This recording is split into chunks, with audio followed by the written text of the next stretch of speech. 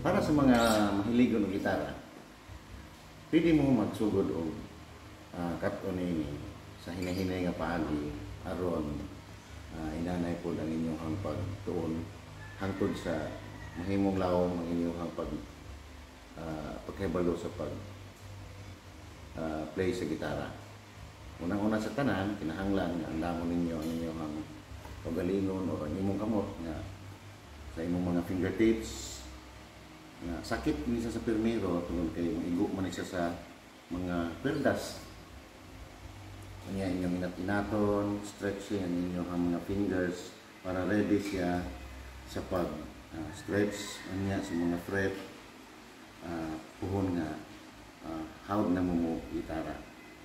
Una sa tanan, naipito lamang ka chords, major chords ang una natong makatunan. A, B, C, D, E, F, G. Magsugod ta sa A, muna ang pinakasimpul nga A.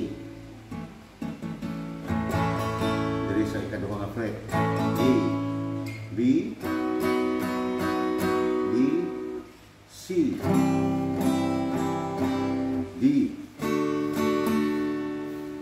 E, F, G.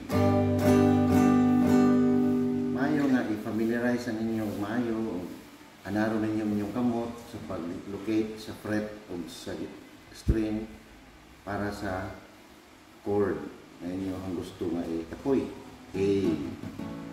So, dini sa first episode, maura na inyong timanan ang 7 ka chords na basic. A, B, C, D, E, F, G.